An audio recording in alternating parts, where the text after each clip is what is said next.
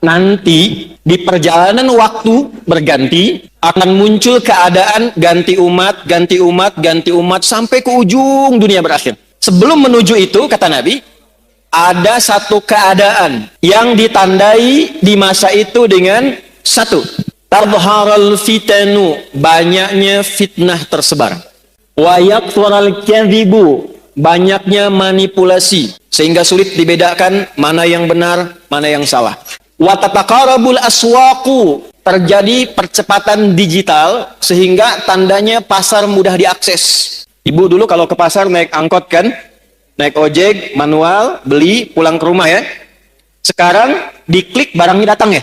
Wa yataqarabuz zamanu, nanti waktu terasa cepat. Setahun seperti sebulan. Kayaknya baru kemarin ketemu, padahal sudah setahun. Wa yuqdadul ilmu, pakar-pakar, ulama-ulama mulai meninggal satu-satu, dan yang muncul tiba-tiba orang-orang yang tidak jelas, tapi bisa jadi pengajar agama, jadi ustadz, bisa memberikan fatwa, dan sebagainya. Saya tanya pada ibu, kira-kira dari 5 hal ini sudah terjadi belum sekarang? Percepatan digital, sudah ada media sosial sekarang. Sekarang pertanyaannya, ketika masalahnya makin banyak, pertentangannya makin rumit, kadang sulit dibedakan mana yang asli, mana yang palsu, bagaimana cara kita selamat melewati masa itu, sehingga apapun tugas yang kita jalani dalam kehidupan. Ibu sebagai, istri, sebagai ibu rumah tangga, mungkin juga berkarir dan sebagainya, bagaimana menjalani pekerjaan dengan selamat dan kembali kepada Allah dengan bahagia dan mendapatkan rahmat Allah Subhanahu wa Ta'ala. Baik, para ibu sekalian dan teman-teman dimanapun berada, situasi yang kita alami dalam berkehidupan saat ini adalah situasi yang tidak sama dengan keadaan dan kondisi kehidupan di masa Nabi Sallallahu Alaihi Wasallam. Dulu di zaman Nabi belum ada dan tidak ada media sosial. Zaman Nabi nggak ada sepeda, sekarang ada. Apalagi kereta, apalagi pesawat. Tapi ibu tidak boleh lupakan, karena Nabi ini adalah sosok istimewa utusan Allah yang tugas pokoknya menyampaikan panduan berkehidupan pada umat terakhir yang menjalani hidup di muka bumi sampai kehidupan ini selesai. Jadi Nabi disebut oleh Allah sebagai Nabi penutup, Nabi akhir zaman, Nabi paling istimewa. Kita yang ikut Nabi juga masuk status umatnya sebagai umat akhir zaman. Karena Nabinya akhir zaman, umatnya pun umat akhir. Jadi ibu ini manusia akhir zaman ini. Sama dengan saya gitu ya. Yang dimaksud akhir zaman itu begini, supaya tidak keliru menafsirkan. Akhir zaman itu maksudnya periode masa hidup manusia sampai akhirnya kehidupan, sampai selesai kehidupan di bumi ini. Jadi dari masa Nabi sampai akhir kehidupan yang kita belum tahu kapan, itu maksudnya yang disebut dengan akhir zaman. Dengan ditutupnya oleh Nabi terakhir, dimulai masa akhir zaman sampai kehidupan selesai. Paham ibu? Halo, paham? Jadi jangan selalu diartikan kalau bicara akhir zaman besok kiamat misalnya. Ya, akhir zaman itu dari mulai Nabi diutus sampai terjadi kiamat, itu akhir, puncaknya terjadi apa? Kiamat. Nah, yang penting bagi kita belajar itu, ini yang jarang dikupas, jarang dibahas. Nabi itu karena tugasnya oleh Allah ditetapkan sebagai penjelas, pembimbing, penerang, maka di antara yang beliau jelaskan itu bukan hanya hukum fikih tentang cara sholat, cara kita baca Al-Quran, cara zakat, umrah, haji, puasa, tapi juga beliau dituntun, dibimbing oleh Allah untuk menerangkan keadaan di setiap perpindahan zaman sampai akhirnya. Misal, Nabi pernah komen begini dalam sabdanya. Kalau beliau sudah komen, kita langsung subscribe aja ya, sama like, nggak usah ikut komen lagi. Khairul qarni, era terbaik itu kata Nabi, eraku. Kemudian era setelahku, sahabat. Kemudian era setelah itu, tabi'in. Jadi ada era Nabi, era sahabat, era tabi'in, kemudian yang dekat ke tabi'in. Semakin berganti eranya, akan semakin banyak masalahnya. Ada satu kalimat Nabi, nanti yang akan jadi ukuran kira-kira kita itu hidup di era yang bagaimana situasinya. Nanti kalau sudah paham, oh saya hidup ini di era yang seperti ini. Bagaimana cara menjalani kehidupan di era itu supaya selamat hidupnya di dunia dan selamat juga saat kita kembali ke akhirat kelak. Nah, sekarang saya bacakan dulu satu hadis. Nanti menurut ibu kira-kira kita sudah berada di era itu atau belum? Karena di zaman Nabi itu belum terjadi. Ya, paham? Nah, kalau sudah paham, mari kita tutup kajian kita. Tenang ya Bu ya. Ya. Yuk kita bacakan hadisnya pelan-pelan. Qala Rasulullah sallallahu alaihi wasallam. Untuk menyingkat saya langsung sanadnya kepada Rasulullah sallallahu alaihi wasallam. Yushiku alla taquma as-sa'atu hatta tadhhara al-fitanu wa yakthura al-kadhibu wa yuqbada al-ilmu wa tataqarabu al-aswaqu wa yakthura al-kadhibu. Paham? Tidak. Nanti di perjalanan waktu berganti akan muncul keadaan ganti umat, ganti umat, ganti umat sampai ke ujung dunia berakhir. Sebelum menuju itu, kata Nabi, ada satu keadaan, kondisi yang ditandai di masa itu dengan satu, tadharal fitanu, banyaknya fitnah tersebar. Wa yakthurul kadhibu, banyaknya manipulasi sehingga sulit dibedakan mana yang benar, mana yang salah. Sedikit-dikit ada masalah. Pertentangannya makin banyak. Wa tataqarabul aswaqu, terjadi percepatan digital sehingga tandanya pasar mudah diakses. Ibu dulu kalau ke pasar naik angkot kan, naik ojek, manual, beli, pulang ke rumah ya. Sekarang diklik barangnya datang ya. Baik. Wa yataqarabu zamanu, nanti waktu terasa cepat. Setahun seperti sebulan. Sebulan seperti sepekan. Sepekan seperti sehari. Sehari seperti sekilatan. Kayaknya baru kemarin ketemu, padahal sudah setahun. Ya, terjadi sekarang. Wa yuqbadul ilmu, pakar-pakar, ulama-ulama mulai meninggal satu-satu, dan yang muncul tiba-tiba orang-orang yang tidak jelas, tapi bisa jadi pengajar agama, jadi ustadz, bisa memberikan fatwa, dan sebagainya. Saya tanya pada ibu, kira-kira dari 5 hal ini sudah terjadi belum sekarang? Percepatan digital sudah ada media sosial sekarang. Kalau ibu dulu curhatnya sambil masak, sekarang mau masak sudah bikin status. Teman-teman kira-kira menu apa ya yang cocok untuk hari ini? Nah, ya? Nah ternyata ketika era itu muncul, masalahnya makin banyak. Jadi penipuannya sekarang bukan hanya offline, bisa jadi online. Saya itu seumur hidup belum pernah mengisi kajian tentang garam, Bu. Tapi tiba-tiba saya lihat video ada tentang garam ruqyah. Videonya adalah saya, suaranya seperti saya, ya, dan video yang diambil itu video yang menerangkan tentang bersih-bersih, mandi besar. Kemudian dicuplik videonya, diganti frekuensi suaranya menjadi dagang garam ruqyah. Anda bayangkan? Pernah lihat? Berarti sudah terjadi belum eranya? Sekarang pertanyaannya, ketika masalahnya makin banyak, pertentangannya makin rumit, kadang sulit dibedakan mana yang asli, mana yang palsu, bagaimana cara kita selamat melewati masa itu, sehingga apapun tugas yang kita jalani dalam kehidupan, ibu sebagai, istri, sebagai ibu rumah tangga, mungkin juga berkarir dan sebagainya, bagaimana menjalani pekerjaan dengan selamat dan kembali kepada Allah dengan bahagia dan mendapatkan rahmat Allah Subhanahu wa Ta'ala. Jangan dulu amin, kita bahas dulu ya. Saya nggak akan tanya ibu kelihatan apa enggak ya. Kelihatan? Belum. Emang belum saya tulis bisa kelihatan. Ya, satu kita kasih dalilnya dulu ya, supaya nanti ada landasan di Al-Qur'annya bagaimana, di hadisnya seperti apa.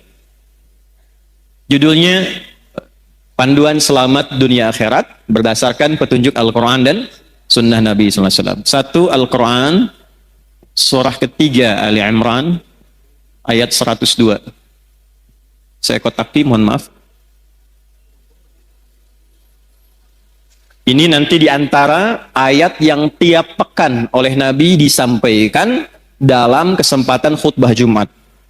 Para suami, para ayah, lelaki itu dikumpulkan di masjid untuk membawa isi ayat ini supaya pesannya disampaikan ke rumah. Jadi penting saya sampaikan pada para laki-laki yang Jumatan, ini bukan kalimat formal untuk membuka hanya sekedar khutbah, bukan. Tapi pesannya bawa ke rumah, jaga istrinya, jaga anaknya, jaga keluarganya dengan isi ayat ini. Dua, kita lanjutkan ke hadisnya. Turunan dari ini ditemukan di hadis riwayat Muslim, Imam Muslim, nomor hadis yang ke-8. Periwayatnya sahabat Umar bin Khattab radhiyallahu taala anhu. Dah? Ini punya cabang 5. 1, 2, 3, 4, 5. Cabang yang pertama, dalil Qur'annya surah ke-47 ayat 19. Turunannya surah paling favorit di muka bumi, Quran surah ke-112 Al-Ikhlas.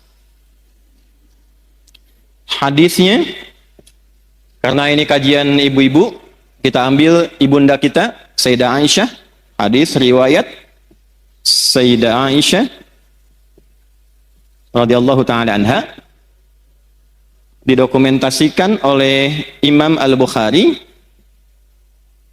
dalam kitab sahihnya nomor hadis 7375. Riwayat yang kedua dari sahabat Abu Sa'id Al-Khudri.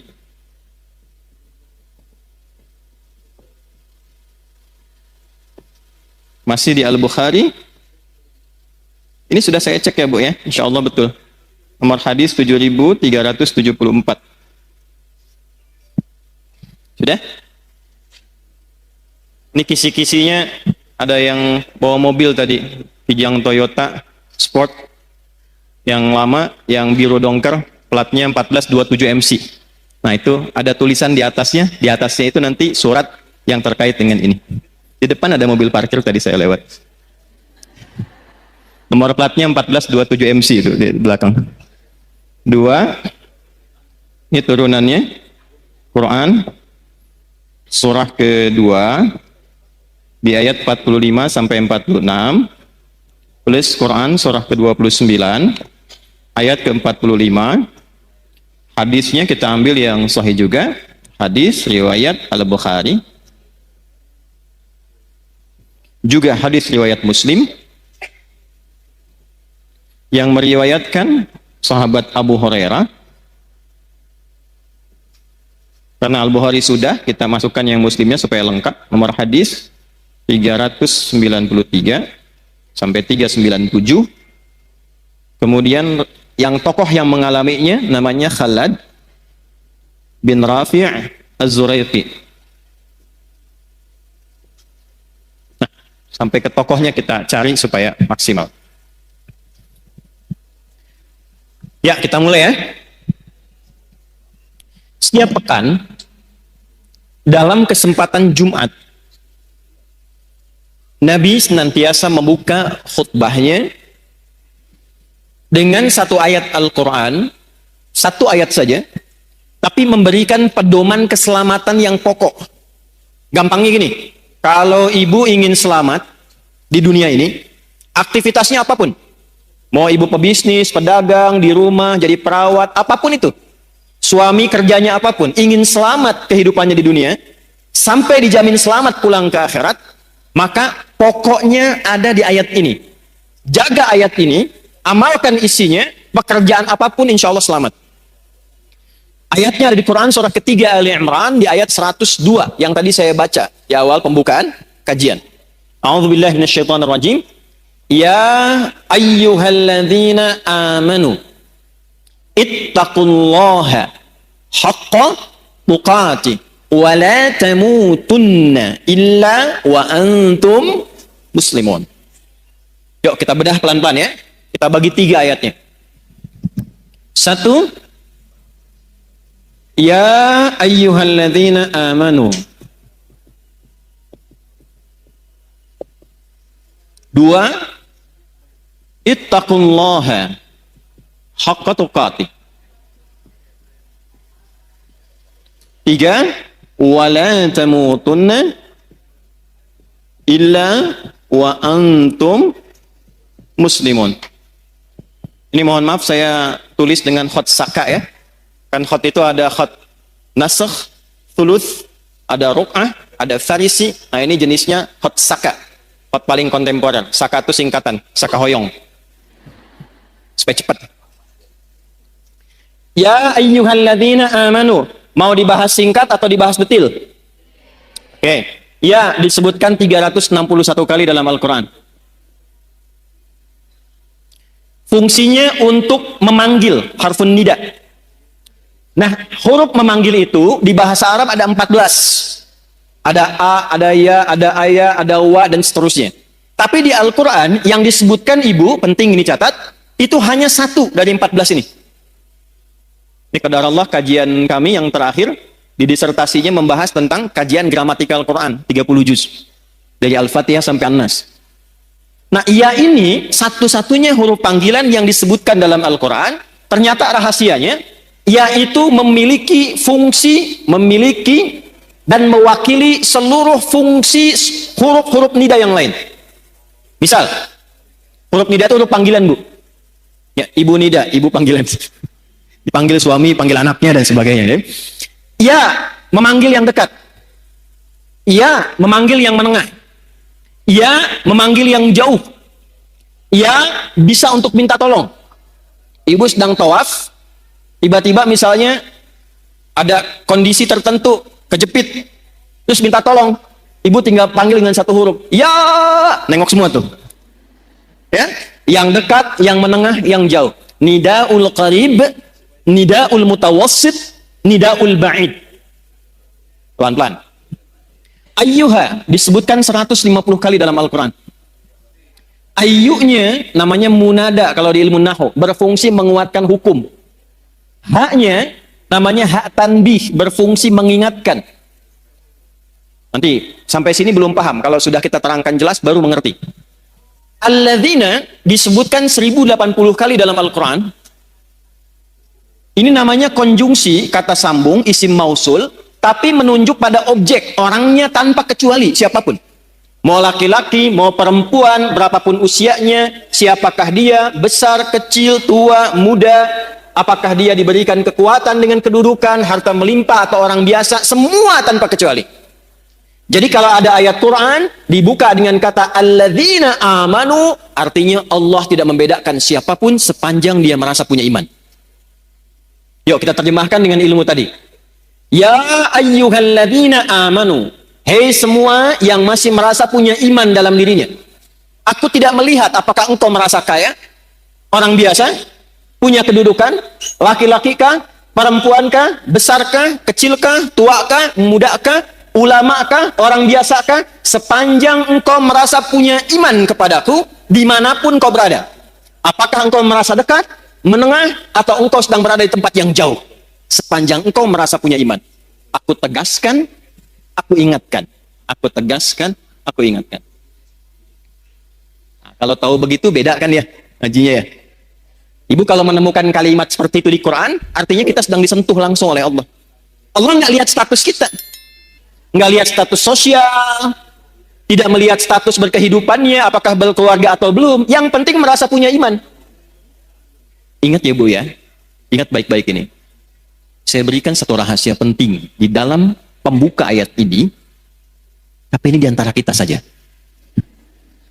Kalau ada ayat dibuka dengan kata iman, itu artinya informasi yang disampaikan di ayat ini menentukan kadar keimanan kita. Apakah iman kita betul-betul sedang kuat, lemah, atau berada di tengah-tengah? Nanti yang menentukan kalimat setelahnya.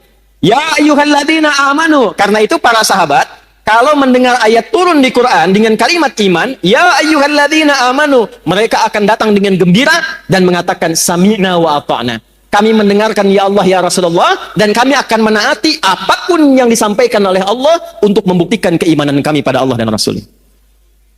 Jadi sahabat dulu seperti itu. Ya, di antara ayat paling favorit bagi Nabi itu Al-Baqarah ayat 284 sampai 285.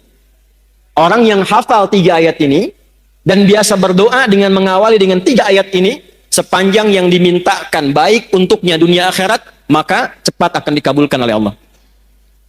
Itu ada di hadis. Ya, lillahi ma fis samawati wa ma fil ard. Sampai ayat 286, la yukallifullahu nafsan illa usaha. Sekarang lihat ayat ke-285-nya. Amanar rasulu bima unzila ilaihi mir rabbih wal mu'minun itu ini. Kullun amana billahi wa malaikatihi wa terus baina ahadim wa qalu, nah itu poinnya, ghufranaka rabbana wa ilaikal wa qalu sami'na wa ata'na. Jadi sahabat itu kalau ada ayat turun dengan ya ayyuhalladzina amanu, mereka senang karena masih diaku oleh Allah. Bu, ini saya kasih gambaran Bu ya. Ibu kalau diaku anak oleh orang tua senang tidak?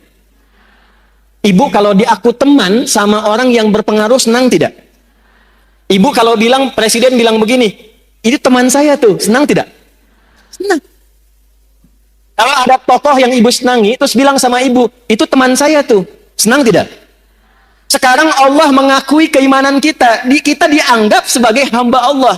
Dan dikatakan, ya ayyuhalladzina amanu, hei hamba-hambaku yang yakin punya iman kepadaku. Ibu senang tidak? Masa? Bukti senangnya apa? Dulu sahabat itu kalau ayatnya turun, ya ayyuhalladzina amanu, mereka langsung wajahnya gembira. Karena tahu imannya diaku hamba sama Allah. Terus nunggu, ya Allah perintah apa? Sami'na, kami akan mendengarkan dengan fokus, wa ata'na, setelah kami dengar, kami akan amalkan, kami taati. Jadi bukan sami'na wa nanyaina. Kami dengar, kami klarifikasi dulu gitu ya. Nah, sahabat tidak begitu. Nah, sekarang ini poinnya. Jadi di sini ada ukuran iman, bahasa kerennya parameter iman.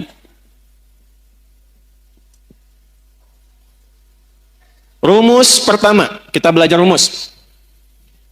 Kalau ibu ingin mengukur keadaan imannya, ingin tahu nih, sedang kuat, biasa-biasa, atau sedang lemah, ibu keluarkan semua ayat di Quran yang ada kata iman di awalnya.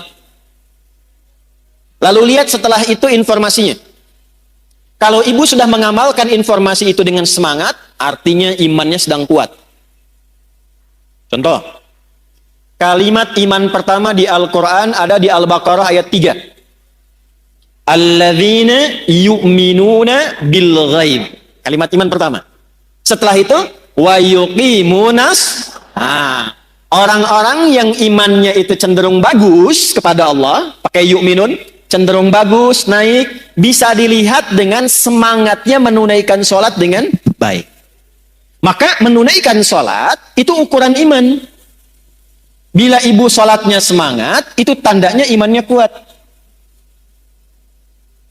Tapi kalau sholatnya biasa-biasa saja, imannya standar. Kalau malas-malas, imannya lemah. Misal, di An-Nisa ayat 103. فَإِذَا قَضَيْتُمُ الصَّلَاةَ فَاذْكُرُوا اللَّهَ قِيَامًا وَقُعُودًا وَعَلَى جُنُوبِكُمْ فَإِذَا اطْمَأْنَنْتُمْ فَأَقِيمُوا الصَّلَاةَ إِنَّ الصَّلَاةَ كَانَتْ عَلَى الْمُؤْمِنِينَ كِتَابًا مَوْقُوتًا. Saya baca terjemahannya pakai ilmunya. Secara singkatnya begini, di ujungnya. Orang beriman itu pasti menjaga dan mengetahui waktu sholat. Jadi ada orang yang saking kuatnya iman, bukan hanya nunggu panggilan sholat, Bu. Waktu sholat pun dia hafal. Tuh. Subuh jam berapa tadi? Nggak usah lihat ke sini. Jam berapa? 4? 4.17, 4.20, 18. Terjadi perbedaan pendapat tentang waktu sholat subuh.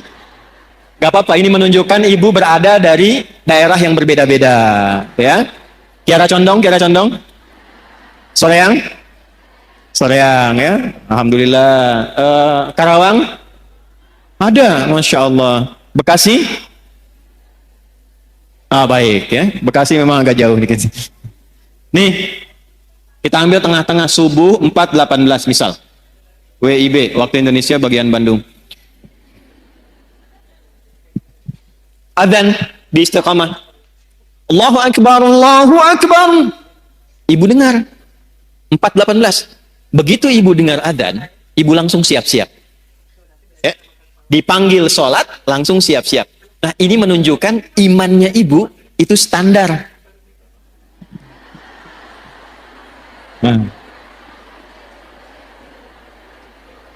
Belum kuat. Hati-hati. Suami ibu kerja di kantor jam 7 masuknya. Datang jam 7, standar tidak? Kalau suami ibu datang jam 6, nah itu melebihi standar istimewa. Dipanggil 4.18, ibu sadar dan siap-siap 4.18, standar tidak? Belum kuat. Kalau ibu bangun jam 3, sebelum dipanggil siap-siap, warming up dulu tahajud, istighfar dulu, supaya frekuensinya ibadah kepada Allah nyambung, sholatnya khusyuk, baru imannya kuat. Tapi kalau dipanggil 4.18, baru bangun 8.14, itu iman lemah. Jadi yang ini, yang kuat, ini orang yang merasa dekat dengan Allah. Saking dekatnya dia siap-siap sebelum dipanggil. Yang ini yang standar, yang menengah. Kapan dipanggil, datang. Yang ini udah dipanggil-panggil masih ngitung. Dah komat belum? Duhurnya masih lama. Ini. Sehingga merasa agak jauh jaraknya. Ya ayyuhalladzina amanu. Ianya berfungsi. Hei, baik engkau yang merasa dekat denganku, yang biasa-biasa, ataupun yang merasa jauh dariku, sepanjang engkau masih merasa punya iman, aku tetap mengakui engkau sebagai seorang hamba. Amalkan amalan ini. Kalau diamalkan, yang imannya lemah bisa kuat, yang biasa-biasa bisa semakin dekat dengan Allah, dan yang sudah dekat akan menjadi kualitas iman yang istimewa. Jelas sampai sini? Jadi kalau ibu menemukan kalimat di Quran, ya ayyuhalladzina amanu, setelah itu ada kalimat, ada informasi, amalkan isinya, karena isi ayat itu sejatinya ingin mendidik kita supaya membangun hubungan lebih kuat dengan Allah Subhanahu wa taala. Itu maksudnya. 2. Ini saya kotaki. Ibu tanya, bagaimana cara saya meningkatkan iman ya Allah? Saya ingin naik standar dari yang biasa-biasa, naik ke iman yang lebih kuat. Saya ingin iman saya yang terlihat sekarang lemah, sehingga rapuh, ada masalah juga, sering pesimis, ada tekanan cepat jatuh. Saya ingin menguatkan diri saya supaya lebih dekat denganmu ya Allah. Bagaimana caranya? Maka Al-Quran tidak berhenti dengan hanya menyampaikan informasi, tingkatkan imanmu. Diteruskan dengan panduan, kalau engkau ingin meningkatkan imanmu, ingin membangun kedekatan lebih dengan Allah, maka caranya ittaqullaha haqqa. Ini rumus selamatnya yang ini, Bu. Tingkatkan takwa. Ini rumus selamat dunia akhirat.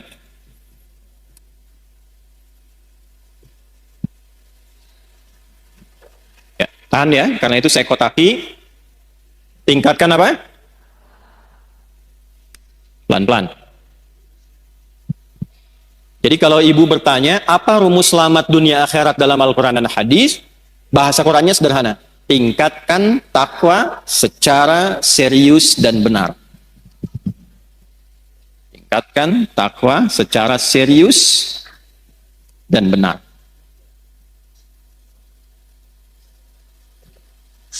Pelan-pelan.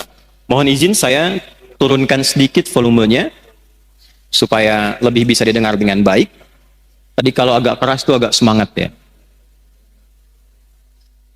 Bu, saya kasih jalan berpikir dulu. Bahasa kerennya, logikanya begini. Yang punya rizki itu siapa? Yang punya harta siapa? Yang punya ilmu siapa? Yang punya segalanya? Oke.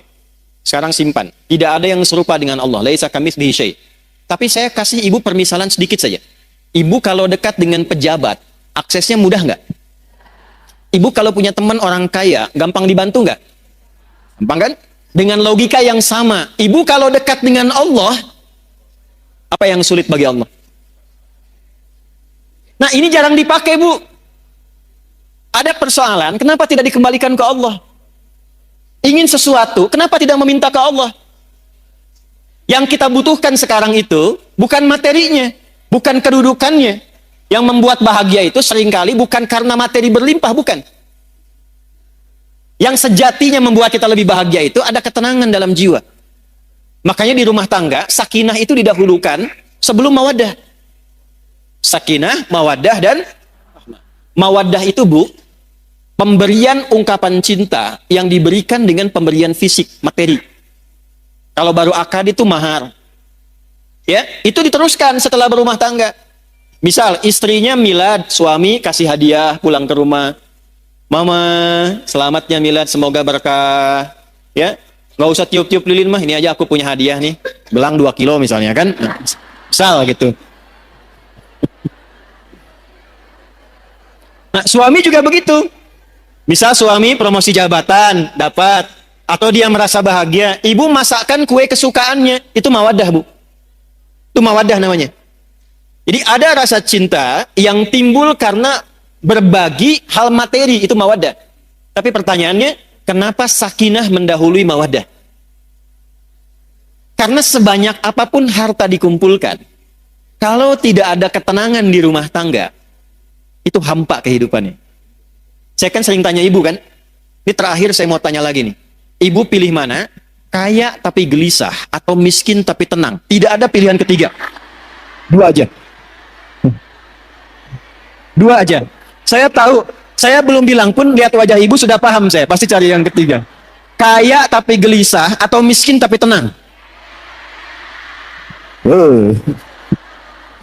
Angker kayaknya. Ya. Jadi ada rumus dalam psikologi, jika terjebak pada dilema di antara dua cinta, pilih yang ketiga katanya tuh. Dah sini. Nah, yang melahirkan ketenangan, yang membuka akses, itu dalam Al-Quran kuncinya sederhana, takwa. Contoh, buka Quran surah ke-65 misalnya, surah tentang rumah tangga. Di akhir ayat kedua, di awal ayat ketiga. Wa may yattaqillaha yaj'al lahu wa yarzuqhu min haitsu la. Siapapun yang ingin meningkatkan takwanya kepada Allah, pakai man. Man itu sifatnya individu, per orang. Jadi Allah nawarin gini, Bu, bukan ke banyak-banyak semua, tidak, ke setiap orang. Jadi ibu kalau baca ayat itu, rasakan ayatnya untuk kita. Saya kalau baca ayat itu, saya posisikan begini. Hei Adi Hidayat. Bawa secara personal, ke pribadinya. Wa may yattaqillaha, dan siapapun, hei fulan, hei fulana, yang mau meningkatkan takwanya kepada Allah, ya ja'allahu, sesulit apapun persoalan yang dia alami, aku berikan solusi dan jalan keluarnya. Jadi ada orang, Bu, ada orang yang dalam hidupnya seakan tidak pernah punya masalah. Bukan nggak ada masalah, tapi karena saking tinggi takwanya, saat dia akan menghadapi masalahnya, diringankan oleh Allah karena sudah diberi jalan keluar sebelum dia menghadapinya. Ibu kenal Siti Maryam? Bagus. Ada yang kenal sana tuh.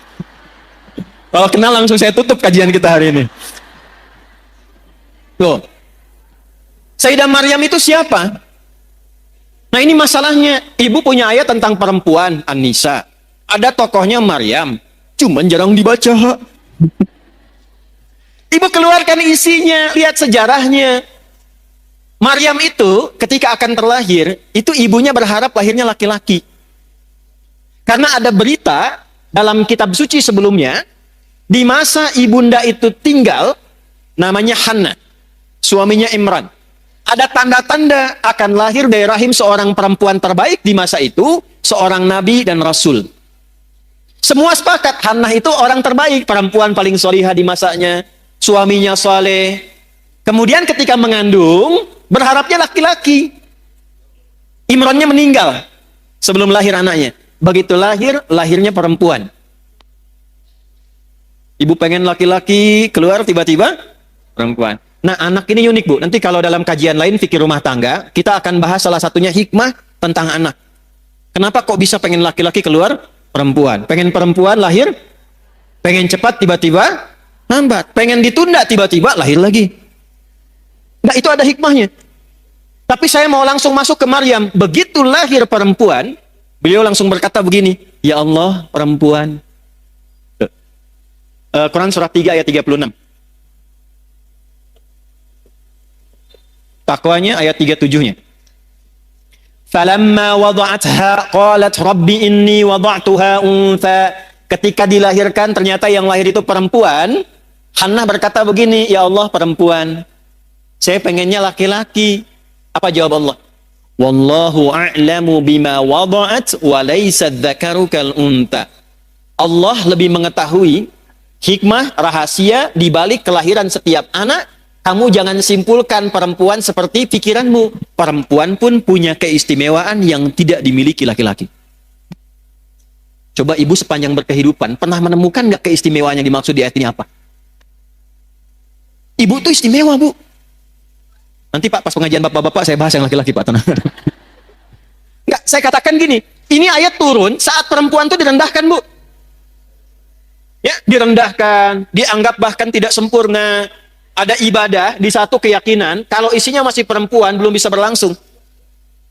Ada disamakan dengan sosok yang sangat tidak baik dan sebagainya. Jadi saat perempuan direndahkan, Islam datang dengan ajaran mengangkat derajat perempuan dan mengatakan perempuan punya keistimewaan yang tidak dimiliki laki-laki.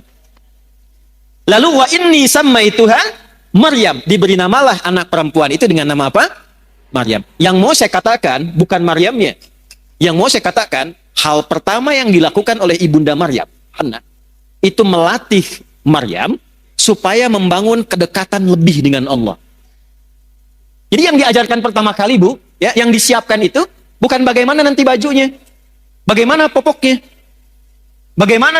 bagaimana seluruh fasilitas dunianya. Ya, kalau didapati kan era sekarang, walau tidak semuanya, kalau mau lahiran kan banyak disiapkan itu perlengkapan lahirannya kan. Pernah nggak terfikir ketika anak ini lahir, yang terfikir pertama bagaimana anak saya ini bisa dekat dengan Allah? Itu ini. Bagaimana anak saya yang lahir kenal Allah? Sehingga ketika dia dekat, hisab saya ringan di hadapan Allah, saya pulang. Itu poinnya. Berapa di antara ibu muslimah yang ketika mengandung dan melahirkan memiliki cara berpikir seperti ini? Ketika lahir, yang dia pikirkan bagaimana anak saya bisa kenal dengan Allah. Sekarang ibu lihat apa yang terjadi. Ketika anak ini didekatkan dengan Allah bahkan sejak dalam kandungan. Ayat 35-nya itu sudah didekatkan dengan Allah, Bu, dalam kandungannya. Idh qalat imra'atu Imran rabbi inni nadhartu laka ma fi batni muharraran fataqabbal minni. Ketika istrinya Imran memberikan inspirasi kepada perempuan-perempuan di muka bumi, para muslimah. Ketika beliau mengandung, beliau dekatkan anaknya dengan Allah dan mengatakan, "Ya Allah, saya bernazar ketika dia lahir, anak ini akan saya dekatkan denganmu." Maka di era Nabi dicontohkan dari kandungan. Sudah berdoa, turun Quran surah 7 ayat 189. Dalam kandungan suami istri mulai berdoa. Suaminya cari yang halal, istrinya banyak sholat, banyak baca Quran. Jadi ketika lahir itu sudah ada bekal-bekal awal supaya kenal Allah. Maka apa yang terjadi? Begitu anaknya lahir, wa inni sammaituha Maryam, diberi nama sesuai harapannya. Nama itu penting, Bu. Misal ibu pengen punya anak yang ahli Quran. Ibu kasih nama misalnya kalau ahlinya itu sampai paham, Ahmad Faqihul Quran misal. Di situ ada doa. Oh, saya pengen anak saya yang kedua dekat dengan Nabi. Ibu beri nama misalnya Amelia Habibatul Mustafa. Aku harapkan anak ini tumbuh jadi kekasihnya Nabi. Dicari ketika lahir, berikan nama sesuai dengan harapan yang ibu inginkan. Maryam Di antara maknanya, di antaranya sosok yang menjaga diri, sehingga dengan penjagaan itu ia selalu dekat dengan Allah. Yang Allah senangi, dikerjakan. Kalau Allah nggak suka, dia tinggalkan. Yang Allah inginkan, dia ikuti. Allah nggak suka, dia jauhi. Itu Maryam namanya. Maka ibu itu menyiapkan fasilitas untuk menempa anaknya supaya dekat dengan Allah. Maka dimintakan kepada pamannya yang seorang nabi namanya Zakaria untuk dibimbing anaknya, dibuatkan tempat namanya mihrab. Di tempat itulah dididik anak itu supaya meningkatkan takwa kepada Allah. Ibu lihat apa yang terjadi. Sebelum anak itu membutuhkannya, Allah sudah kirimkan seluruh kebutuhannya. Fataqabbalaha rabbuha biqabulin hasani wa ambataha nabatan hasana. Perhatikan, ini poinnya. Kalau ada seorang ibu, ayah, suami istri, dia menyiapkan anaknya supaya dekat dengan Allah sejak dini, maka Allah yang akan merawatnya sampai dia tumbuh berkembang. Merawat itu maksudnya memperhatikan dia, menjaga dia, mengalirkan kebutuhan dengan baik. Wa kafalaha Zakaria, tapi tetap mesti ada ikhtiar. Jangan ibu biarkan dari awal, ya Allah, saya sudah bacain dia Yasin, Al-Kahfi, Baqarahan, Anisaan, sekarang terserah engkau ya Allah. Nggak bisa begitu. Cari sekolah yang baik, cari orang baik untuk ngajar, ustadznya cari. Nanti dengan ikhtiar itu turunlah rizki dari Allah. Wa kafalaha Zakaria, perhatikan. Kullama dakhala 'alaiha Zakaria al-mihrab wajada 'indaha rizqa. Setiap Nabi Zakaria ingin memberikan kebutuhan Maryam, mau ngantarkan makanan, ngantarkan bebuahan, ngantarkan pakaian, sudah ada di mihrabnya Maryam, Bu. Mau ngantar buah, buahnya sudah ada. Kalau musim anggur ada anggur, wajar. Ini musim jeruk, bukan musim anggur, tapi ada anggur. Nanya, Zakaria itu nanya pamannya alaihissalam. Nanya ini untuk mengkonfirmasi ketakwaannya kepada Allah. Tahu, ini anugerah Allah tahu, tapi untuk menguji, saya ngajar dia berhasil nggak? Dia kenal Allah tidak? Maka ditanya oleh pamannya, ya Maryamu anna laki hadha. Maryam dari mana semua ini? Perhatikan jawabannya. Anak yang dikenalkan dengan Allah sejak dini, maka yang keluar di lisannya kalimat-kalimat yang menyucikan Allah. Subhanallah, Alhamdulillah, Allahu Akbar. Maka apa yang keluar di lisan Maryam? Qalat huwa min indillah. Paman, semua ini anugerah Allah. Innallaha yarzuqu may yasha bighairi hisab. Allah akan mengalirkan rizki pada hamba yang dikehendakinya tanpa batasan. Siapa hamba yang dikehendaki di sini? Yang meningkatkan takwa. Ini.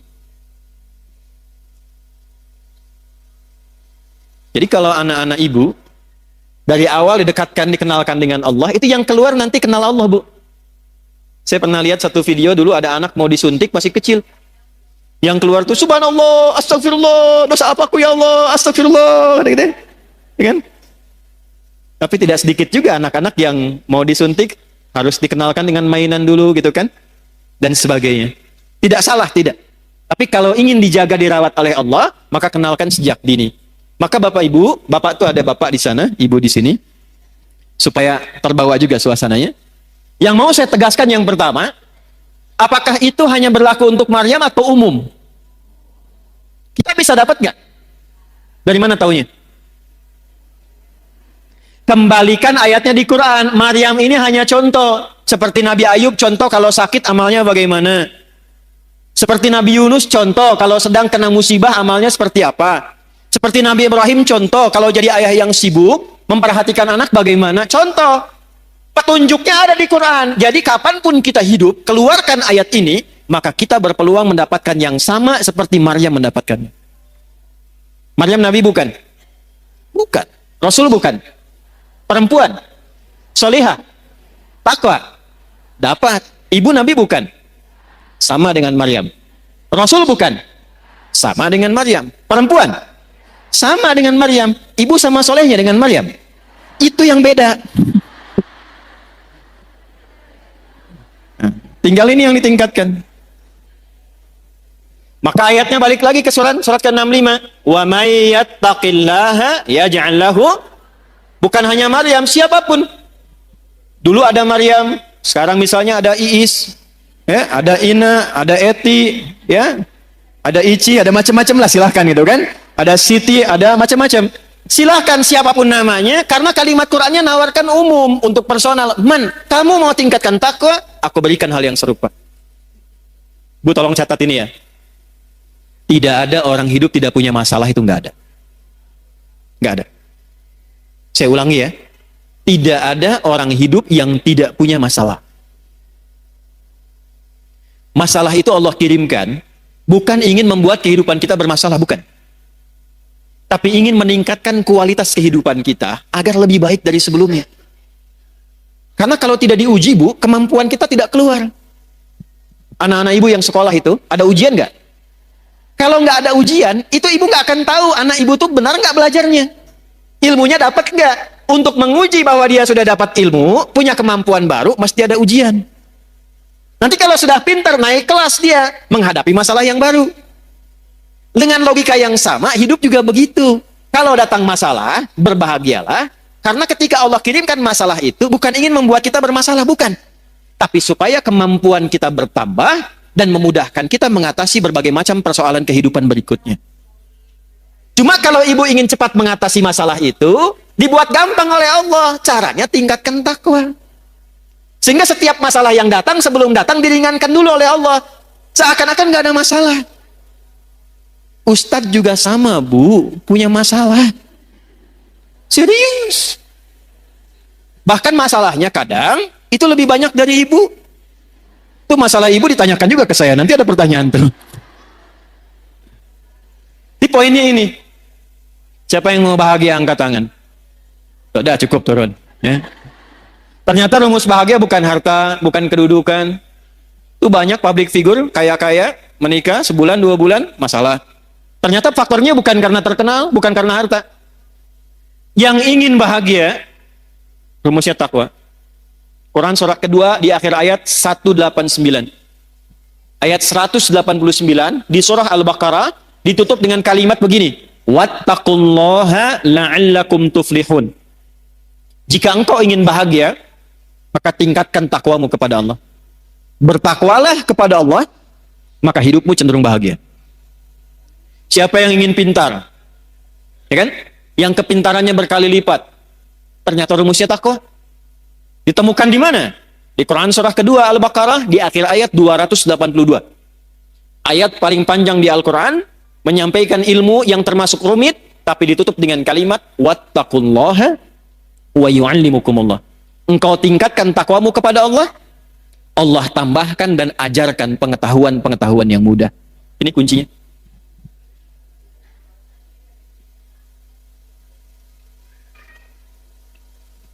Nah, jadi kalau ingin selamat, ingin nyaman hidup di dunia, sampai nyaman kembali ke akhirat, nyaman, enak, tenang, baik, tuh bahasa Arabnya hasanah. Ibu hasanah, ibu yang nyaman, tenang, baik, ya. Nah, jadi kalau cerewet tinggal bilang ibu hasanah loh, gitu. Cerewet pada yang baik boleh, ya. Rabbana atina fid dunya wa fil akhirati wa qina. Itu rumusnya. Takwa. Jelas sampai sini? Sekarang pertanyaannya begini, kalau saya ingin meningkatkan takwa, caranya bagaimana? Kan tadi ingin selamat, meningkatkan iman, caranya dengan apa? Ingin meningkatkan takwa, caranya bagaimana? Maka Al-Quran langsung memberikan petunjuk, udah nggak usah banyak-banyak, nggak usah pusing-pusing, fokus pada yang 5 ini saja. Ada berapa caranya? Yang 5 ini, ibu tolong bikin tabel. Tabel tuh bagan begini, Bu, ya. Ini nih. Bikin kotak. Terus sama ibu di sini kasih nomor, Bu. 2, 3, 4, 5. 1, 2, 3, 4, 5. Sudah? Ini tuliskan amalnya. Nomor, amal, ini checklistnya. Buat di apa bahasa soreangnya, dicontreng, ya. Nah, gitulah. Lihat sini. Saya ingin meningkatkan iman, caranya dengan takwa. Dengan takwa hidup saya mudah, dengan takwa hidup saya nyaman, dengan takwa insya Allah terjamin selamat dunia akhirat. Bagaimana cara meningkatkan takwa? Bagian ketiga ini. Wala tamutunna illa wa antum. Wawunya pakai ataf. Dan jagalah takwa ini sepanjang engkau hidup. Jangan sampai engkau wafat kecuali engkau menjaga takwa ini. Bagaimana cara menjaganya ya Allah? Wa antum muslimun. Jagalah 5 pokok yang takwa sebagai seorang muslim. Di terjemahan diartikan kecuali engkau menjadi seorang apa?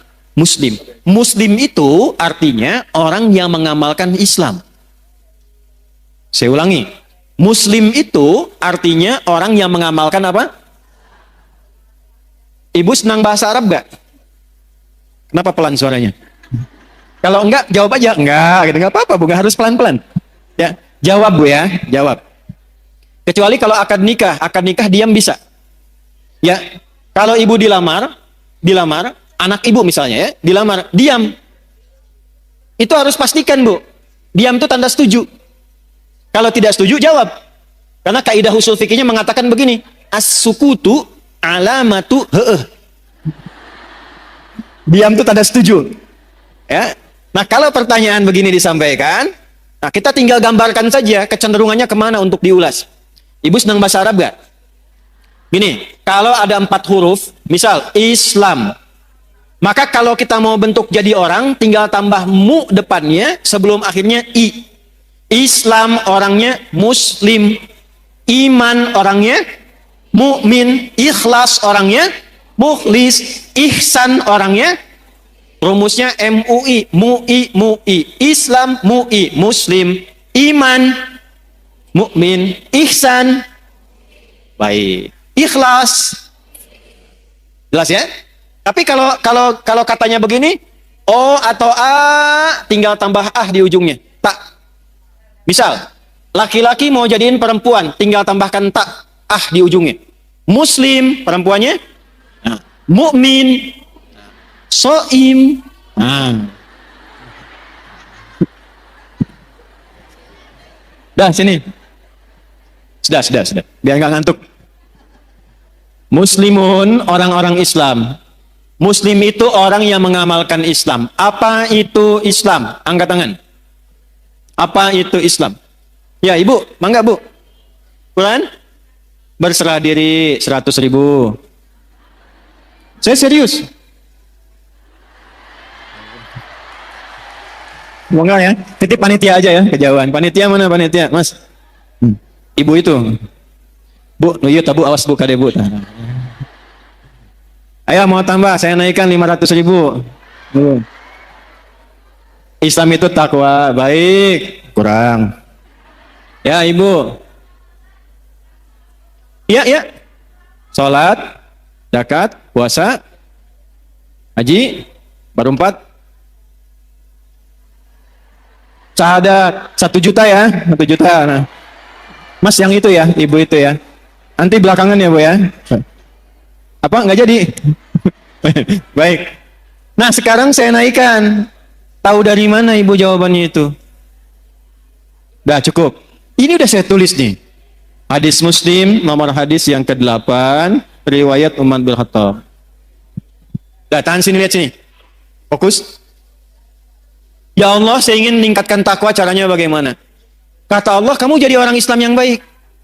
Amalkan ajaran Islam, jaga sampai meninggal. Kalau kamu jaga ajaran ini sampai meninggal, kamu selamat sampai pulang. Kita tanya balik, ya Allah, ajaran Islam yang pokok itu mana saja? Maka dijawablah oleh Nabi, jawaban ini diungkapkan oleh Umar bin Khattab, disampaikan kemudian dirangkum oleh Imam Muslim, dituliskan di kitabnya nomor hadis yang ke-8 sampai ke kita. Apa jawabannya? Ketika Nabi ditanya mal Islam, kata Nabi, 1, antashhada an la ilaha illallah wa anna Muhammadar Rasulullah. Amal pertama syahadat. Syahadatain. Wa tuqimas salat. Wa tutiyaz zakat. Wa tasuma Ramadan. Wa tahujjal baita in istata'ta ilaihi sabila. Haji atau umrah. Haji atau di sini maksudnya kalau belum mampu untuk haji bisa menunaikan apa? Maka yang didahulukan hajinya. Saya checklist haji. 5. Bu, 5 ini aja jaga sampai meninggal. Insya Allah selamat. Ibu mau dagang? Boleh. Tapi pastikan ibu punya syahadat. Karena ini kuncinya. Ibu mau sekaya apapun, sehebat apapun, suami punya kedudukan apapun, syahadatnya nggak ada, nggak bisa selamat di akhirat, Bu. Nggak percaya nanti lihat deh. Ya, ini bagian pertama. Saya tanya, ibu kenal Firaun? Ayo bilang kenal. Firaun itu kaya tidak? Punya kedudukan tidak? Punya pasukan tidak? Masalah utamanya apa? Syahadat ini. Makanya perjuangan terakhirnya yang dia pengen saat mau ditenggelamkan itu, dia pengen syahadat. Saya sekarang beriman sama Tuhannya Musa dan Harun. Kata Jibril, enak aja. Karena syahadat yang sudah dipaksakan di tenggorokan dan dipaksakan, hanya ingin, bukan karena ikhlas syahadatnya. Dia menginginkan dengan mengucapkan itu pengen selamat dari terjangan air laut pada masa itu. Maka Jibril melihat, ini bukan ketulusan. Ini kepura-puraan. Maka malaikat diwahyukan, diperintahkan mengambil bagian dari tanah, ya, atau juga dari bagian tanah laut, ya. Kalau kita bahasa Indonesianya apa ya? Kalau kira condong tuh letak tuh apa bahasanya? Lumpur. Nah, ya, lumpur laut diambil lalu dijejalkan ke mulutnya begini. Masalahnya apa? Yang dia cari syahadatnya. Ini jangan dikira kekuatan, jangan dikira harta benda, jangan dikira kehebatan. Yang tampil di dunia itu bisa membawa keselamatan di akhirat, belum tentu. Ini yang pertama. Jadi sekarang ibu lakukan apa? Yang ibu lakukan, keluarkan semua anggota keluarga, tulis siapa aja di sini. 1, 2, 3, 4, 5. Yang ke atas siapa? Yang ke bawah siapa? Yang ke kanan siapa saja? Ke kiri siapa saja? Ayahnya, ibunya, suami, istri, anaknya, sampai ke bawah. Cek. Yang pertama, yang harus dipastikan, ini ada enggak?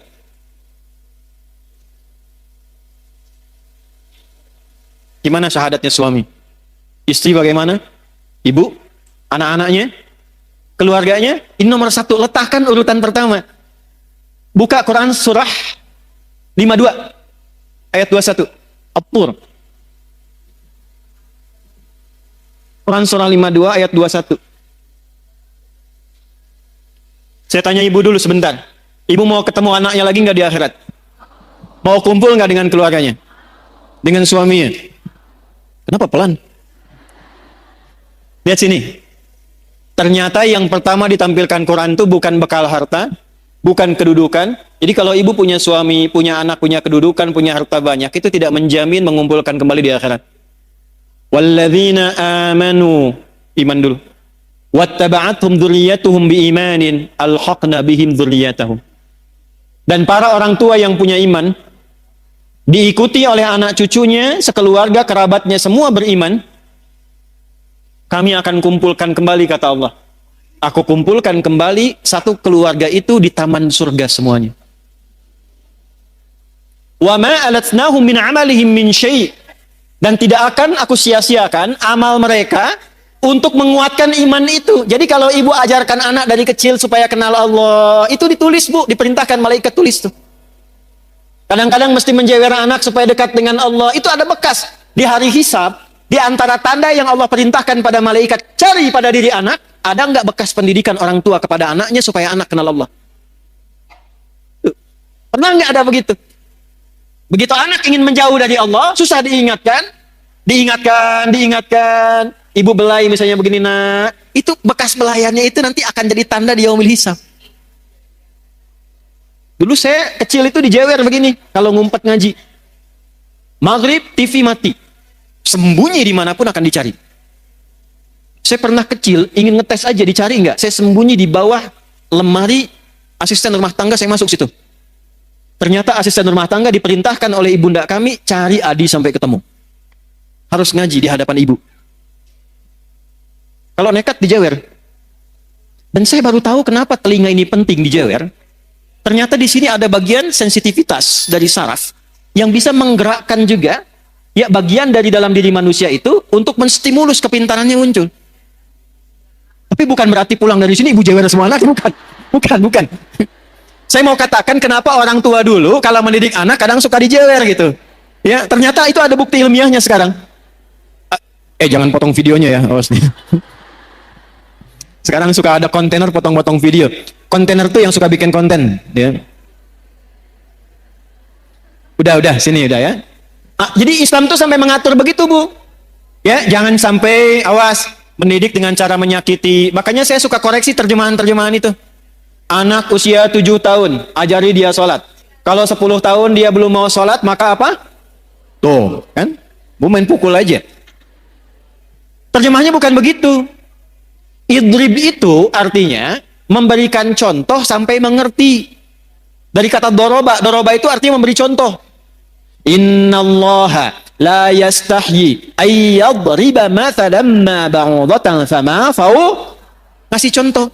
Maksudnya apa? Anak sudah 10 tahun, malas sholat. Ibu berikan contoh kepada dia, supaya dia mengerti tentang pentingnya sholat. Hukumannya berupa contoh. Contohnya apa? Uang jajannya jangan kasih dulu. TV-nya yang kesukaan dia matikan dulu. Sampai dia ngerti akses menuju itu mesti sholat. Kalau dia tanya, kenapa sih mesti sholat? Nah, sholat itu mendekatkan kita dengan Allah. Ini loh Allah yang ngasih mama TV itu Allah. Yang ngirim uang ke mama itu dari Allah. Yang ngasih kita kenyamanan hidup itu Allah. Cara terima kasih kita sama Allah, sholat. Kamu dikasih sama paman uang, kamu ucapkan terima kasih. Kita dikasih sama Allah berupa banyak kenikmatan ini. Cara terima kasihnya sholat. Itu caranya. Sampai dia mengerti. Tidak harus memukul. Kalau di Arab, budayanya memang begitu. Tapi bukan menyakiti. Kadang tepak begini gitu. Itu contohnya. Paham? Satu, Bu. Bagaimana cara menjaga syahadat? Maka cabangnya ini. Quran surah 47 ayat 19. Fa'lam annahu la ilaha. Fa'lam, maka cepatlah belajar, mesti punya ilmu. Jadi syahadat pun ada apa? Ada ilmu. Izin ya, Bu ya. Syahadatnya checklist dulu. Tapi kalau Ibu checklist, menjaganya juga nggak mudah kalau tanpa ilmu. Karena akan tiba masanya syahadat itu mudah ditukar. Ada bencana bawa sembako, syahadat ditukar dengan sembako. Ada yang ditukar dengan biskuit. Anak ibu hati-hati yang perempuan-perempuan. Tiba eranya tidak mudah. Datang orang, sekarang dengan kalimat aja bisa hilang syahadatmu. Aku mencintaimu asal engkau mau ikut denganku. Bahaya. Terjadi sekarang? Maka butuh ilmu untuk menguatkan syahadat itu. Karena itu kuncinya. Kata Nabi Miftahul Jannah. Kunci surganya itu terletak pada syahadatnya. Jelas? Ilmunya ada di mana? Nih. Gak usah tinggi-tinggi Bu bahasnya ya. Apalagi mohon maaf sekali. Saya sering perhatikan orang awam banyak berdebat di masalah pembahasan akidah yang tidak ada manfaat untuk dirinya. Yang penting itu membuat kita kenal Allah cukup. Gak usah terjebak dalam perdebatan ini bagaimana, itu bagaimana. Saya nggak ngerti bahasan dulu para ulama diskusi, sekarang jadi konsumsi awam. Salahnya kadang-kadang sebagian kurang bisa menjaga. Di antara yang ceramah itu membahas pokok-pokok yang harusnya nggak disampaikan kepada awam. Itu kalangan diskusi di kalangan para ulama. Ar-Rahmanu 'alal 'arsy istawa, yadullahi fawqa aydihim. Ini orang bikin konten berantem sama ini, berdebat dengan yang ini. Padahal yang belum tentu memberikan faidah untuk dirinya. Orang tua kita ngajarkan dari dulu, wallahu a'lamu bimuradih.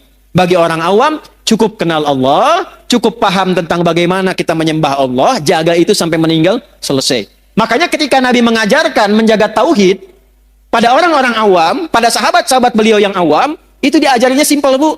Cuma diajarkan surat Al-Ikhlas. Satu di antara 3 surat Qul yang jadi favorit umat akhir zaman. Qul huwallahu ahad, qul a'udzu birabbil falaq, qul a'udzu birabbin. Ini tahu dari mana itu? Nih dalilnya dari Sayyidah Aisyah. Riwayat Al-Bukhari. Ada sahabat yang saking dekatnya dengan Allah, kenal Allah, dia hobi sekali baca kulhu. Jadi mainnya kulhu terus Bu. Rakaat kedua. Ya, walaupun rakaat pertama misalnya Al-Duha, Al-Insyirah, Al-A'la, yang keduanya selalu kulhu. Dikomplainlah kemudian. Ya, beberapa sahabat komplain itu, kamu kenapa sih main kulhu terus?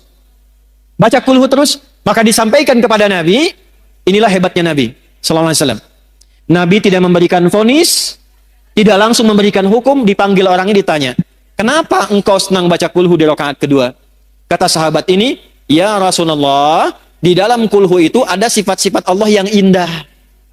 Saking kenalnya Allah, senang dengan kulhu karena menemukan di situ kebenaran Allah dan sifatnya yang indah. Saya mencintai Allah, karena itu saya senang baca kulhu, karena di situ ada sifat Allah, saya cinta pada Allah. Maka turunlah berita, sampaikan Muhammad kepada sahabat itu, karena dia cinta Allah, Allah pun mencintainya. Hadisnya sahih. Dan ketika cinta Allah diturunkan, ringan seluruh hidupnya. Ini Bu. Maka latihan, belajar tafsirnya. Qul huwallahu, Allahus, lam yalid walam yakul lahu. Yang disebut Allah itu, kalau jadi Tuhan, standar Tuhan itu nggak boleh sama dengan makhluk. Walam yakul lahu kufuwan, itu gampang sekali.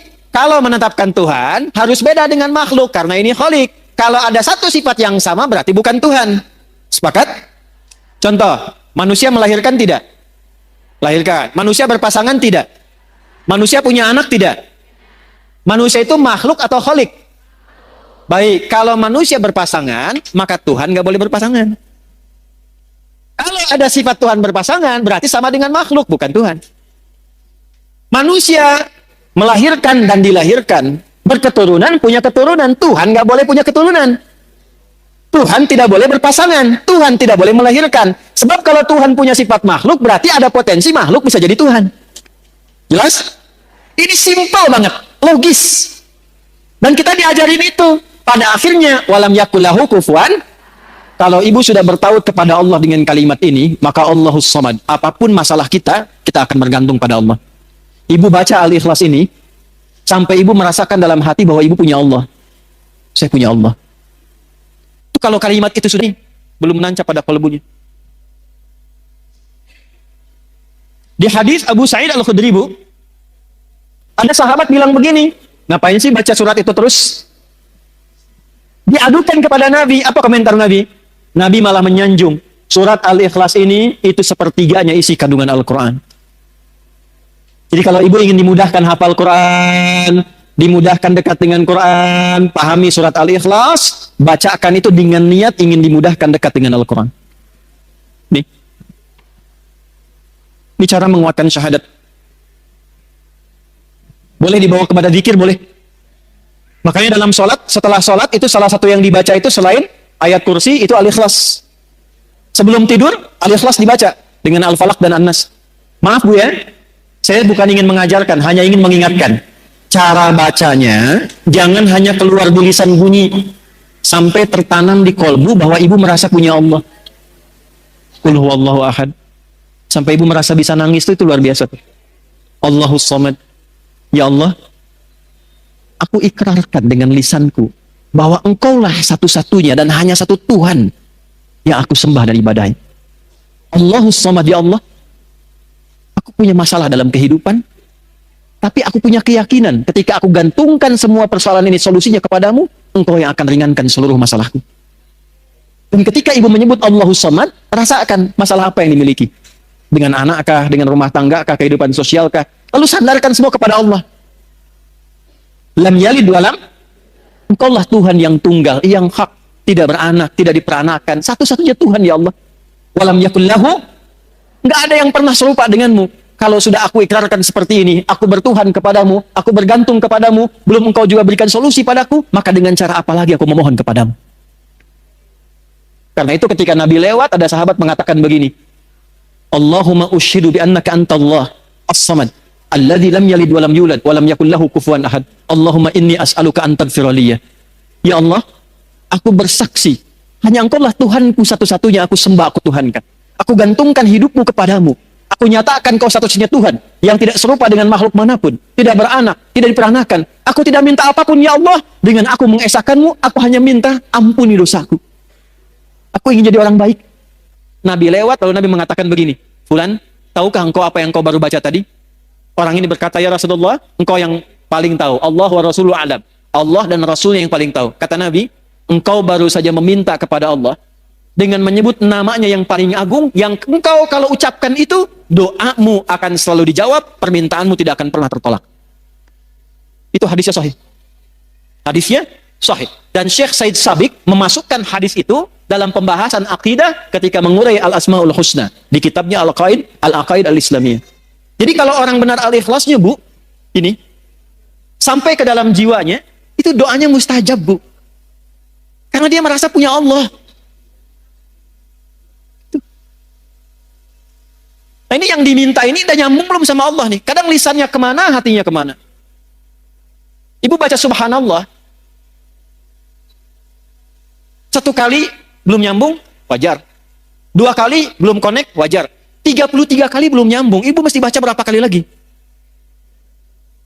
Bu keluar dari sini ya.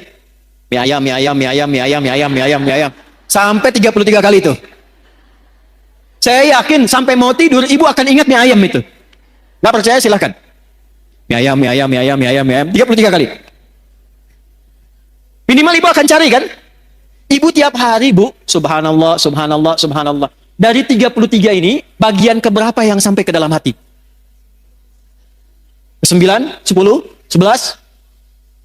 Alhamdulillah, alhamdulillah, alhamdulillah. Lisan ibu alhamdulillah, tapi tuntunan nikmat mintanya makin terus banyak. Sudah dikasih sepeda, minta motor. Dikasih motor, minta mobil lagi. Padahal baru alhamdulillah, sepeda saja belum pernah dibawa menunaikan sholat 5 waktu di masjid. Seringnya sepedaan. Kadang dibawa sampai ke pulau lain. Sepedaan dengan teman yang lain. Belum pernah diantarkan jadi saksi di akhirat bahwa dia pernah mengantar orang ini sholat di masjid. Pernah ikut pengajian. Dan itu akan dihisab. Sepeda belum dipakai ibadah, sudah minta motor. Motor belum dipakai ibadah, sudah minta mobil. Kadang Allah tahan, bukan nggak pengen ngasih. Fulan, pakai dulu ibadah supaya hisabmu ringan. Kan kamu baru bilang alhamdulillah tadi. Itu. Allahu Akbar. 33 kali 5 tuh. 165. Dalam sehari. Allahu Akbar, Allahu Akbar, Allahu Akbar. Tapi masih kalah juga. Allahu Akbar, Allahu Akbar. Ayo cek ke masjid, ayo. Diskon, engkewe sekedap. Nomor 2. Ini saya tanya serius nih. Ibu kalau ada pas sinetron Korea yang paling ibu senangi, pas waktunya adzan, ibu tunda dulu sinetronnya untuk sholat, atau ibu tahan dulu tetap nonton, nanti sholatnya nomor 2? Ya, alhamdulillah. Checklist ya. Lihat sini. Ini materi itu sebetulnya sederhana, Bu. Cuman kedalamannya ini yang jarang diungkap. Maksud saya, checklist ini, syahadaten, formal iya. Sampai ke dalam jiwa, cek sudah belum? Latihan tiap hari. Nyambung lagi, cara melatih supaya ketika syahadat saya merasa punya Allah itu bagaimana? Lakukan seperti Nabi bimbing kita. Karena itu ada bagian keduanya. Wa asyhadu anna Muhammadan. Tanya ke Nabi, ya Rasulullah, gimana cara melatih syahadat? Wa tuqimas shalah. Jaga dalam sholat. Karena itu dalam sholat kita bersyahadat. Waktu tasyahud syahadat tidak? Sholat dibuka dengan kalimat apa? Ya, kalimatnya apa? Allah. Waktu ibu mengucapkan Allahu Akbar, sudah kenal Allah belum? Tuh. Ini saya cek ya. Kalau sudah takbir baca apa? Iftitahnya bacaannya apa? Allahu Akbar kabira walhamdulillah subhanallahi bukratan. Kemudian baik. Selain yang wajah tuh ada lagi yang baca yang lain? Allahumma ba'id baini wa baina kama ba'adta bainal. Stop, saya kasih 2 contoh ini. Pernah nggak mencari bagaimana Nabi pernah mengamalkan doa iftitah itu setelah takbir? Ibu pernah belajar dan dengar tentang sahabat Abu Bakar kan? Baru takbir, itu saking merasanya punya Allah, itu langsung menangis bergetar. Baru takbir. Sahabat Ali bin Abi Thalib baru adzan sudah bergetar. Belum sholat. Saking merasa punya Allah. Doa yang Allahumma ba'id itu ada di Al-Bukhari, Sahih Al-Bukhari. Riwayatnya oleh sahabat Abu Hurairah. Biasanya dibaca dalam kesempatan sholat siang. Subuh, zuhur, asar, sholat siang. Yang wajah itu ada di Sunan Abu Daud. Biasa diamalkan oleh Nabi pada malam hari. Sanadnya nanti tersambung melalui Imam Ali bin Abi Thalib radhiyallahu taala anhu. Jadi kalau yang Allahumma ba'id dari Abu Hurairah, yang wajah itu dari sahabat Ali bin Abi. Pertanyaannya, kenapa yang wajah itu sering dibaca malam, sementara Allahumma ba'id sering dibaca siang? Walaupun boleh baca wajah itu, subuh boleh, siang boleh, nggak bilang. Ada 12 doa iftitah, Bu. Boleh-boleh saja, sah. Tapi yang mau saya katakan, kenapa sering dibacanya di waktu itu? Perhatikan caranya. Ketika tangan diangkat, buang urusan dunia ke belakang.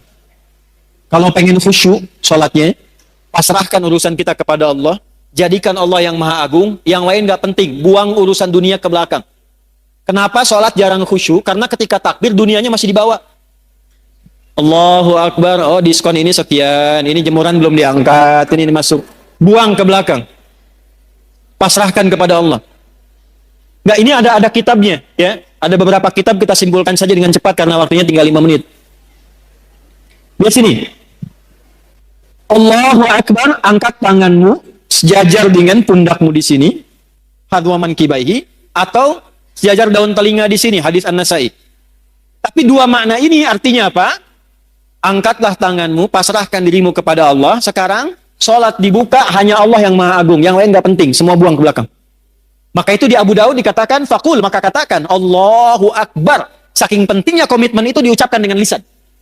Di Islam itu, Bu, kalau ada ibadah yang membutuhkan kekuatan supaya hatinya mantap, itu lisannya dipandu berucap. Haji, umrah, itu kenapa sampai lisan mengatakan labaik Allahumma hajjan, labaik Allahumma umrah? Karena ini ibadah penting, hatinya mesti mantap, dibantu oleh lisan, ucapkan, ucapkan. Sama dengan ibu begini, ibu sedang punya masalah, tidak mudah misalnya, itu dipandu oleh Quran, katakan pada hatimu, katakan inna ma'al usri, inna ma'al usri. Itu kalau ibu masih goyah, keluarkan di lisan, pasti ada solusinya, pasti selesai. Enggak mungkin ada masalah yang enggak ada solusinya, pasti bisa, pasti bisa. Gitu. Kita punya ayatnya, Bu, sekarang yang pakai orang Jepang. Dulu saya SD 94-95 itu di TPI itu ada sore-sore sekitar jam 5:30, 6 acara Benteng Takeshi. Reporternya, kalau ada mau menaklukkan Benteng Takeshi dengan tank main-mainan, dia akan selalu motivasi mengatakan begini, kamu bisa, kamu bisa, kamu bisa. Sekarang itu dipakai di Korea, di anak-anak TK, itu kalau mau masuk, dia mengatakan begini, harus lebih daripada Jepang, kita bisa, harus lebih daripada Jepang. Jadi kalau Jepang bikin ini, mereka bikin ini. Sekarang mereka dengan percaya diri tinggi maju. Kita punya ayatnya. Gak pakai oh, punya ayat. Oh. Balik ke tadi. Angkat tangan, rasakan punya Allah. Nah, karena sahabat Abu Bakar ini merasa punya Allah, beliau ini merasa takut kalau sholat pun masih membawa salah. Makanya ketika siang, kenapa siang baca Allahumma ba'id? Saya tanya pada ibu, dibandingkan dengan malam dan siang, mana di antara dua waktu itu yang banyak kita beraktivitas? Siang atau malam? Hukum mengatakan, semakin banyak beraktivitas, semakin besar potensi salahnya. Lisan yang banyak bicara akan banyak berpotensi salah dibandingkan yang banyak diam. Mata yang banyak melihat akan mungkin banyak salah lihat dibandingkan dengan orang yang terpejam. Demikian seterusnya.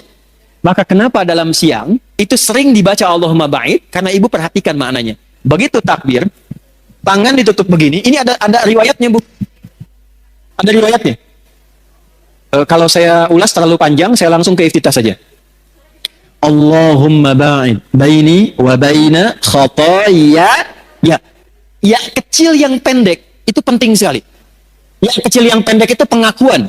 Khataaya jamak dari kata khati'ah, banyak salahnya. Ianya pengakuan. Terjemahnya begini. Ya Allah, aku merendahkan diriku di hadapanmu dalam sholat ini. Dan aku mengakui dalam sholat ini pun aku banyak membawa kesalahan dalam hidupku. Tapi aku pun meyakini bahwa engkau memiliki rahmat yang tidak terbatas. Ba'id baini wa baina khataaya kama ba'adta bainal masyriqi wal maghrib.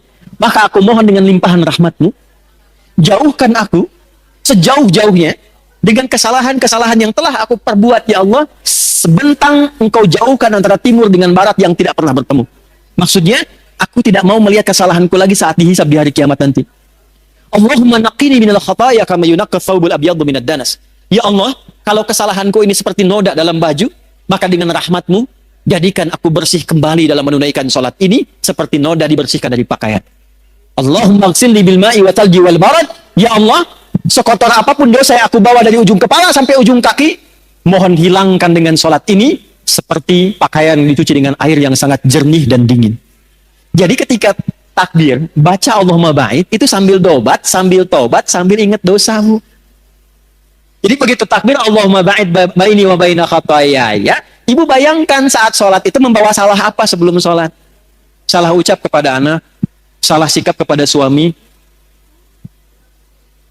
salah pikiran, salah tutur kepada kedua orang tua. Bahkan sudah meninggal masih salah sangka. Gak nyangka ya ibu saya dulu begitu, nyangka. Orang yang bilang gak nyangka sedang nyangka. Maka ketika bertakbir mengucapkan tadi sambil tobat dia. Ini ada sejarahnya Bu, asalnya begini sholat itu, irsal. Makanya di mazhab Maliki masih begini. Kenapa kemudian setelah itu dituntun begini sedekap? Karena ada orang datang ke Nabi sebelum waktu sholat, ngaku punya kesalahan. Ya Rasul, saya berbuat salah begini tadi. Saya nggak ingin dihukum di akhirat, pengen diselesaikan di dunia, hukum saya. Tibalah waktu sholat, kata Nabi, kita sholat dulu, nanti habis sholat kita selesaikan. Aukamakal. Begitu sholat, turunlah Quran surah 11, Hud ayat 114. Aqimis sholat tarafain nahar, wa zulatan minal lail, innal hasanati yudhibnas sayyiat. Maka selesai salam, Nabi meninggalkan tempat sholat, dikejar oleh orang ini. Ya Rasul, tadi saya minta dihukum dulu, saya punya salah. Saya nggak mau dihukum di akhirat. Kata Nabi, aukamakala, Allah sudah menurunkan satu ayat yang menghapuskan kesalahanmu tadi. Aqimis sholata, tunaikan sholat dengan benar. Tarafain nahar, wa zulatan minal lail. Naharnya didahulukan di kedua sudut siang dan bagian waktu malam. Innal hasanati yudhibnas sayyiat. Kalau engkau kerjakan sholat dengan baik, maka sholat itu akan membimbing engkau menghilangkan keburukan-keburukanmu. Yang sering banyak kesalahan terjadi, bukan karena faktor luar, tapi karena tak mampu mengendalikan nafsu yang ada dalam diri ini. Ini, di sini tempatnya. Ada orang lewat gak nyapa ibu, terus ibu simpulkan, sombongnya dia, iya ya. Padahal dulu saya yang bantu dia loh, katanya. Mungkin dia sedang buru-buru Bu, mungkin sedang ingin ke dokter, mungkin sedang sakit gigi.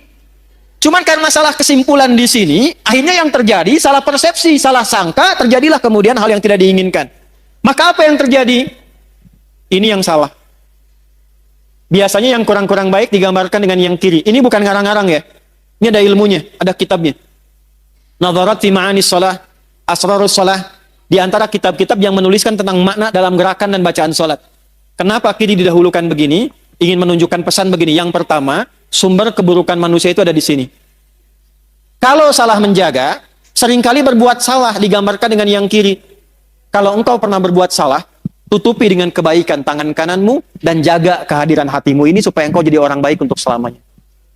Makanya ketika ibu bertakbir dalam sholat, Allahu Akbar, tangan ini komitmen bahwa ibu akan berubah jadi orang baik.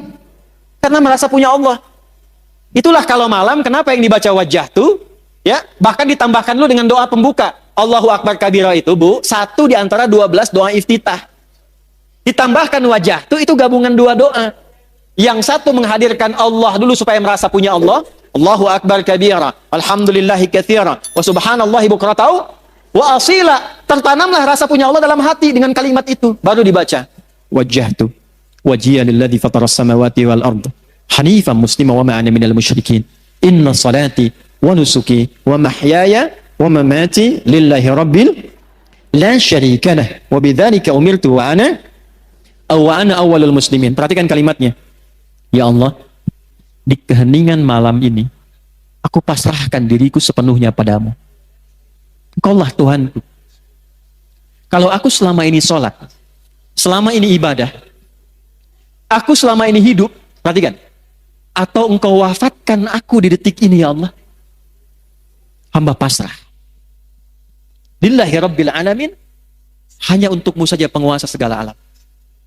Tapi bila engkau beri kesempatan aku hidup setelah sholat ini, aku ingin berjanji menjadi pribadi yang lebih baik dan tidak akan pernah musyrik selama hidup.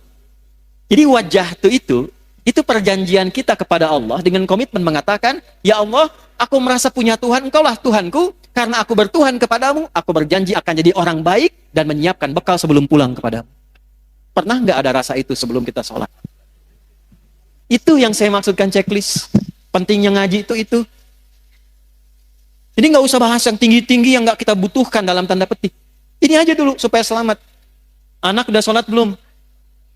Sekolahnya bagus, bangunannya bagus, modern, bayarannya mahal, trennya bagus, tapi nggak bisa sholat.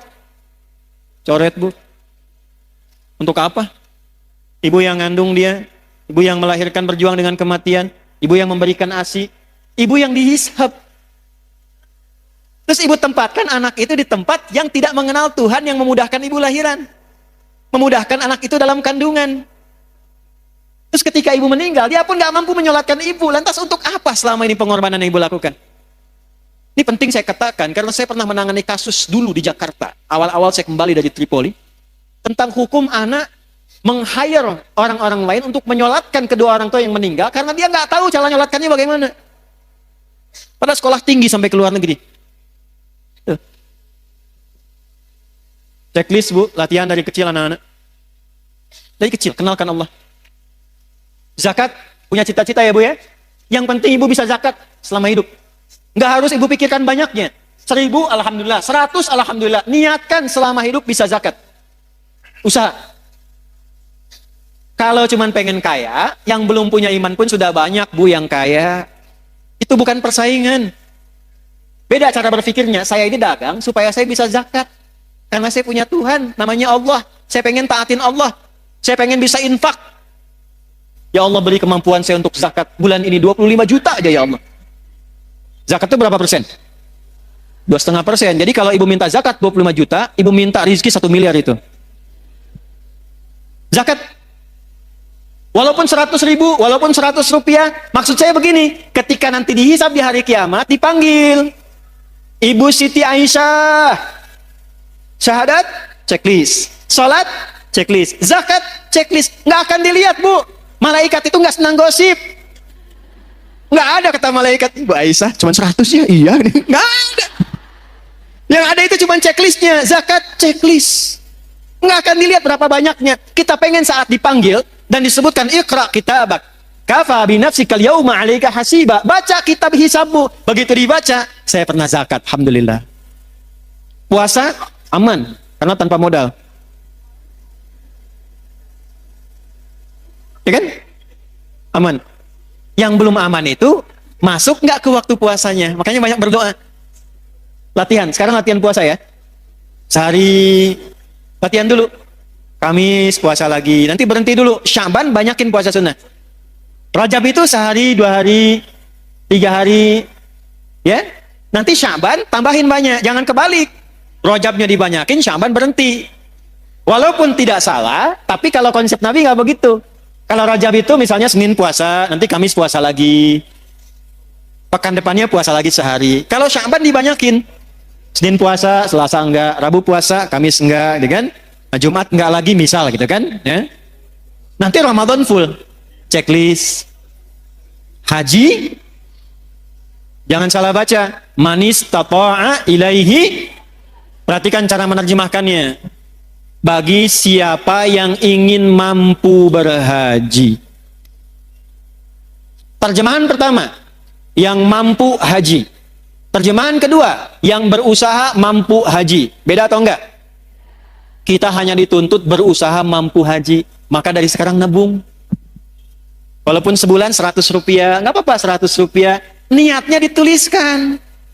Dia tidak berhaji selama hidupnya, meninggal dunia sebelum haji, tapi tabungannya tercatat niat hajinya. Maka ketika dihisab, fulana, dibuka kitabnya, Masya Allah, usahanya untuk berhaji, niatnya haji mengantarkan dia pada anugerah mabrur di sisi Allah, sekalipun dia belum berhaji. Niatnya. Jelas? Ini 5 ini, Bu. Checklist ini aja. Cuman mohon maaf, nanti Sob Muslimah juga saya kasih arahan ya. Ibu dari pengajian-pengajian, yang 5 ini dalami, perdalam dengan topik pengajian. Jadi kalau pengajian, bikin kurikulum. Supaya terarah ngajinya. Saya kan sering bilang pada ibu begini, ibu perempuan, lahir perempuan, tumbuh perempuan, sekarang pun masih perempuan, meninggal sebagai perempuan. Pernah nggak mengeluarkan ayat-ayat tentang perempuan dalam Al-Quran? Sebagai anak perempuan bagaimana? Sebagai istri perempuan tugasnya apa? Sebagai ibu bagaimana? Kalau jadi nenek seperti apa? Sampai meninggal, pernah nggak dikeluarkan? Sampai persiapan meninggalnya. Itu aja dulu. Nanti yang pokok dalami, sholat yang khusyuk bagaimana? Jaga syahadat bagaimana? Cara supaya kerjanya berkah, dapat harta, bisa dipakai zakat bagaimana? Ya, sebentar. Waktu habis katanya. Ya, kemudian puasa dan cita-citakan haji. Jelas? Saya mau kasih amalan, mau? Insya Allah kalau ini diamalkan, yang 5 ini akan mudah. Amalnya sederhana. Usahakan tiap hari baca Al-Quran. Saya ulangi ya. Usahakan tiap hari baca walaupun 1 ayat. Tapi jangan yang 1 ayat 1 huruf. Nun, lumayan. Usahakan ya. Yuk saya ajarkan doa. Ibu boleh rekam, atau yang nggak sempat rekam, ini kan nanti direkam. Sekarang live nggak? Live ya. Nah, nanti bisa potong dari sini doanya. Boleh diikuti juga. Allahumma ja'alni. Ulangi. Allahumma ja'alni ahlal Qur'anil Karim. Waj'alil